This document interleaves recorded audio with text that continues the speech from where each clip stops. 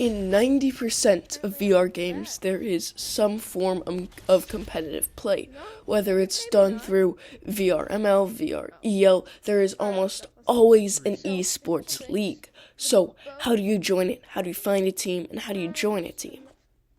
The first step that I like to do, but it's entirely optional, is to find someone who has played the game professionally. And now you can do one of two things once you find them. You can either ask them to 1v1, which is unrecommended because that often comes off as arrogant, and that's not a good way to enter the scene. Or two, you can ask to play a couple of games with them. I prefer the second option, and then you play a couple of games with them, and at the end, ask them how you did. Ask them if you are ready for comp. Now, this one sets you up, and you might get invited to their team if you're good enough. That rarely happens. What's probably going to happen is you're going to be told either, yeah, you're really good and you should look into getting a team, or you're going to be told, well, you're not that good and I think you should really look into getting more practice before going into the competitive scene. And either ways, that's wonderful, because now you either know that you are really good or that you will get absolutely brutally murdered in the competitive scene. But how do you choose from the multitude of competitive teams? I prefer to find one fairly small but not too large, with about 100 people. In a larger game, that shows that it's a team with a large number of people. They have been around for a while and they're not going to disappear on you the next day. I would also find one with no less than 200, because 200 shows that they're really big and they're probably have a really good comp team and don't want any rookies going in. Before you argue, hey, I'm pretty good at the game, don't call me a rookie, you have to remember it's not just about being good at the game, it's about playing on a team. Back in Echo VR days, there were ranking systems to each team, like silver, gold, bronze, platinum, diamond, and you had to have experience with a lower ranking team before you could progress. This was to make sure no one who just got out of not playing could join a team and then absolutely waste their time. Now, another important thing to remember when you're looking for a team is the description. Usually, when they send a link to their private Discord in a large Discord, you will see a block of text, maybe 6 or 7 lines long, just about what this group is about. Sometimes it's like, we're a super competitive team looking for other super competitive players to help play tournaments with us. Other times it's, we're a casual team with large numbers of players. We host weekly events. And me personally, I'm not a fan of the latter. I prefer the first one. I prefer competitive teams rather than chill lobbies. So make sure you know what you're getting into when you search for that.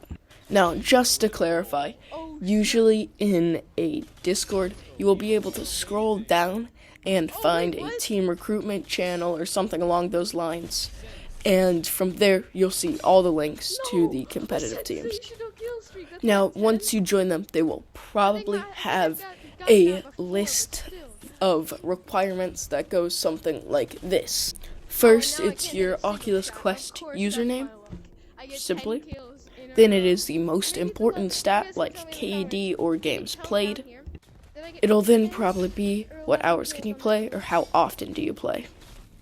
Finally, and this is how I tell if it's a good team or a bad team, it'll probably say something like, what do you hope to find in a esports team? Now with these, you're going to want to be as professional as possible, take it very slow, methodically, and just make sure you fill them all out correct with acceptable answers. Don't joke about this because they probably get a lot of exceptions or a lot of requests, and why should they choose yours? You can include that into that, but I never have, and I've never been denied because of the application. Now, the most important thing that will happen after that is the tryout. The tryout is the most critical time. It is make or break. If you do bad on this, you will lose. That is why, generally, they will have you set a time on when you can try out once your application is sent in. When you send in that time, make sure you can play both roughly an hour to 30 minutes before and an hour and 30 minutes after. That way, the time you do the tryout is right in the middle of your gaming session. You do this because you don't want to go in rusty. It is a sign that you don't know how good you are, that you think you can just go in and do a tryout. I have done this multiple times, and you do not want to do this. It is embarrassing for you, and it's embarrassing for them just absolutely mopping the floor with you. What you want to do is you want to get a warm-up in, play a couple games, get good, get in the groove, and then when they tell you, hey, it's time to do the tryout, you gotta do the tryout, and you are going to destroy it.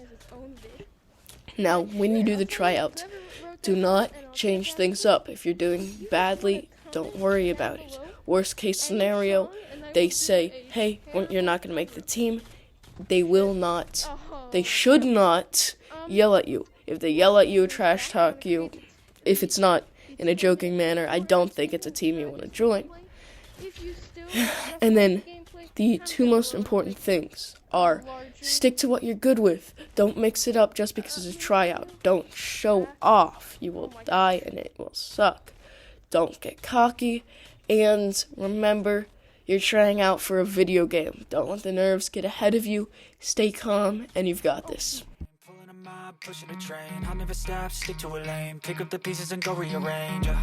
I'll be the best above all the rest, put me to the test and expect nothing less. You check as I'm chess, what's happening next? Yeah. He got the venom, a tangible weapon, no coming in second. This life is a lesson. He got a new engine from pain, it's a blessing. New focus, no guessing, just bold and obsession, all in his possession.